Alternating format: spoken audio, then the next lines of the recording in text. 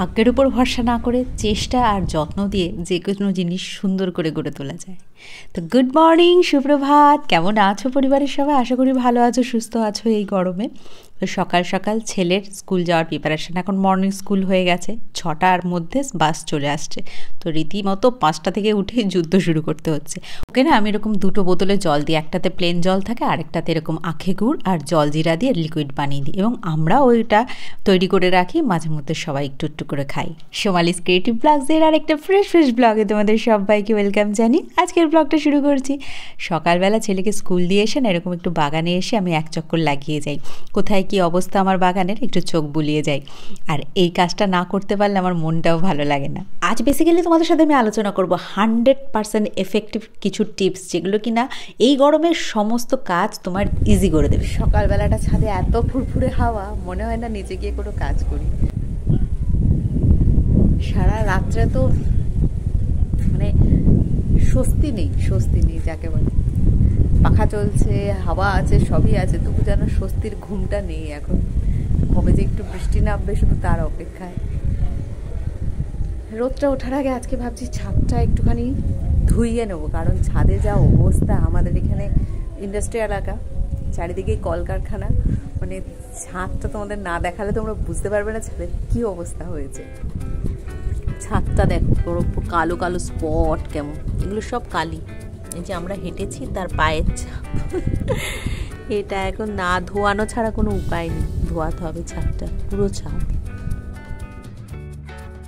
পুরো একটা গোটা বাড়িকে যদি নিজের হাতে একা মেনটেন করতে হয়, তাহলে কিন্তু তোমাকে একটুখানি টুকরো টুকরো করে ভেঙে নিতে হবে। আরে বাবা, বাড়িটা ভাঙার কথা বলছি না, বাড়ির যে কাজগুলোকে সেগুলোকে, বাড়ির যে অংশগুলোকে সেগুলোকে। যেমন বাড়ির ভেতর একটা বাড়িতে অনেক কিছু থাকে, ছাদ, ঘর, ঠাকুর ঘর, উঠোন, কত কিছুই থাকে, কিন্তু সের মধ্যেই ছোট ছোট পার্ট করে সেগুলোকে ভাগ করে নেওয়া।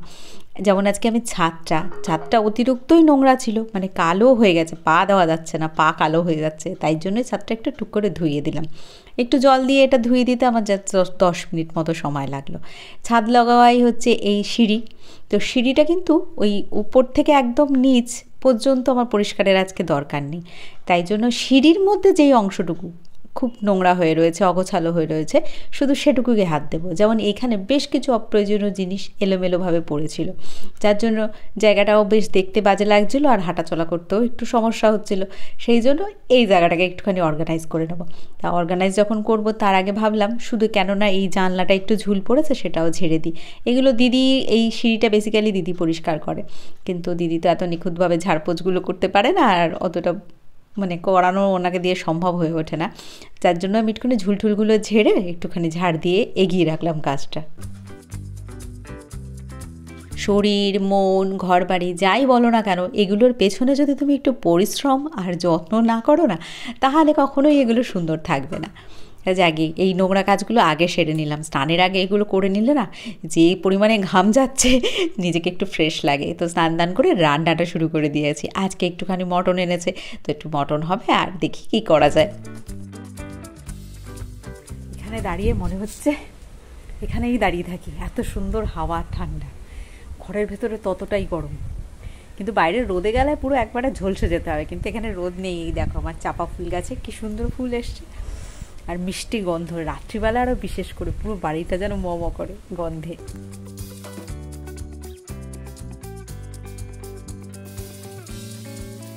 যাদের এসি নেই, এইরকম করে তোমরা ব্যবস্থা করতে পারো। জানো তো আমি কি করেছি, প্রত্যেকটা রুমে তো একদম সকাল মানে 7টা, 7:30টার পর থেকে আমার জানলা লাগানো হয়ে যায়।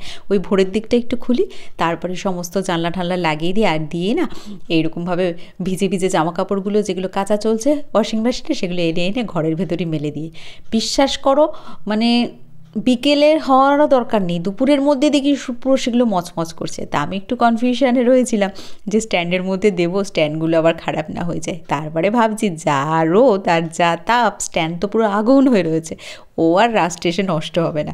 ওই জন্য এরকম করে না সমস্ত ঘরের জানলায় আমি যতগুলো পেরেছি দিয়েছি, বাদ বাকিগুলো ঘরের ভেতরের দড়িতে সেখানে দিয়ে দিয়েছি। আর ঘরটা কিন্তু বেশ ঠান্ডা হয়ে যায়, একবার এই ট্রিক্সগুলো অ্যাপ্লাই করতে পারো। আর সেদিনকে যে গাছগুলো লাগিয়েছিলাম একটু একটু জল দিয়ে দিয়েছি, বেশ ধরে গেছে জানো তো। আমি একটু টেনশানে ছিলাম যে এত রোদের তাপ গাছগুলো ধরাতে পারবো কি না। রিপোর্ট করাটা যদিও জানি এই সময়টা ঠিক হয়নি, কিন্তু গাছগুলোর এমন অবস্থা হয়েছিল না করে উপায় ছিল না। রান্নার ফাঁকে ফাঁকে দেখো আমি টুকটুক করে কিন্তু সব কিছুই করছি। এখন এই রান্নাঘরের ডাইনিং এরিয়ায় কাঁচটা ভীষণই নোংরা হয়ে গেছিলো বেসিনের ওপরে, সেইটুকু পরিষ্কার করলাম। আমি আজকে বললাম না, এই রকমভাবে যদি ছোট্ট ছোট্ট করে তোমার বাড়ির প্রতিটা পার্টে 10 মিনিট করে সময় দাও, খুব বেশি না, এই জায়গাটুকু পরিষ্কার করতে আমার জাস্ট 5 থেকে 10 মিনিট লেগেছে। জাস্ট কাজটা মুছলাম আর লাগোয়া যে সেলফগুলোতে একটুখানি ঝেড়ে কাপটাপগুলো মুছে সেগুলো রেখে দিলাম। যেমন ধরো আমি রান্নাঘরের এই অংশটুকু করলাম, যেমন আজকে আমার যে ডাইনিং এরিয়াটা সেই এরিয়ায় জানলার গাছগুলোতে একটু জল দিলাম। তাহলে কি আমি প্রত্যেকটা আমার যে ঘরের পার্ট আছে সেই পার্টেই 5 থেকে 10 মিনিট করে টাইম দিচ্ছি। তাতে কি হচ্ছে কিন্তু দেখো আমার ঘরের প্রতিটা কাজই সঠিক সময় মতো হয়ে যাচ্ছে এবং আমারও খুব একটা পরিশ্রম হচ্ছে না, কারণ আমি আরও 4টে কাজের সাথে সাথেই এই কাজগুলোকে এগিয়ে নিয়ে যাচ্ছি। একদিকে রান্না চলছে, তার ফাঁক ফোকরেই কিন্তু টুকটুক করে এই কাজগুলো হচ্ছে।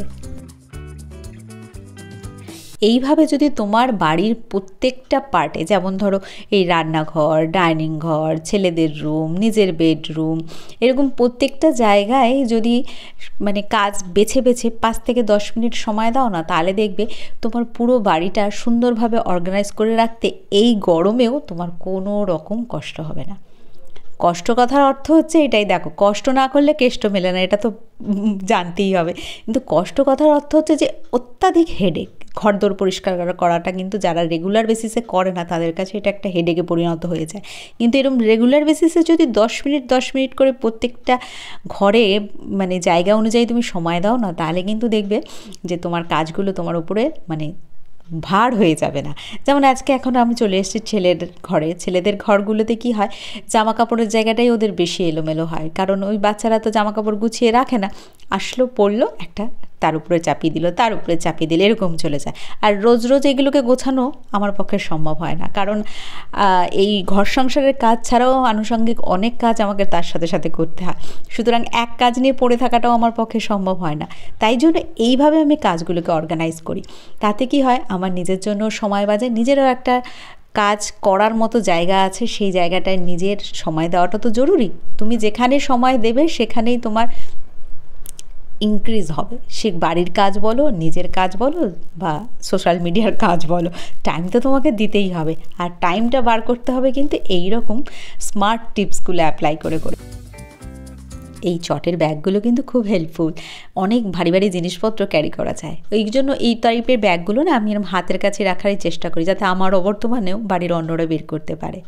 এরপর চলে এসেছি আমার বেডরুমে। আমার বেডরুমের আজকে আমি আমার এই কুর্তির সেকশনটাকে একটু অর্গানাইজ করব, কারণ এই রেগুলার ইউজের জায়গাগুলোই বেশি এলোমেলো হয়ে যায়, সব সময় সঠিকভাবে রাখাটা হয় না, এটারই একটা কারণ। তো যাকে মা বলে জানো তো, শাড়িগুলো মাঝে মাঝে মানে একটু ভাঁজগুলো উলট পালট করে রেখে দিতে, নাহলে কি হয় নাকি শাড়ি ভাজে ভাজে কেটে যায়। ওটা শোনার পর থেকে আমি মাঝে মধ্যে টাইম পেলে না একটু শাড়িগুলো নেড়ে ছেড়ে আবার নতুন করে ভাঁজ করে রাখি। তো আজকের আমার ছোট্ট ছোটো এই টিপসগুলো তোমাদের কেমন লাগলো অবশ্যই কমেন্ট করে জানাবে। ভালো লাগলে লাইক, কমেন্ট আর চ্যানেলটা সাবস্ক্রাইব করতে ভুলো না। আর ভালো লাগলে বন্ধুবান্ধবদের সাথে শেয়ারও করতে পারো। কাজ তো আমাদের প্রত্যেক গৃহকর্ত্রীদেরই করতে হয়, কিন্তু কাজগুলো যদি একটু স্মার্টলি করা যায় না, তাহলে কিন্তু নিজেদের পরিশ্রমটা লাঘব হয়। আর এরকম 15 মিনিট 10 মিনিট করে যদি ঘরের বিভিন্ন জায়গায় একটু একটু করে প্রত্যেক দিন করা যায় না, তাহলে কিন্তু ঘরবাড়ি অর্গানাইজটা চাপের হয়ে যায় না। তো চলো আজকের মতো আসি, সবাই ভালো থেকো।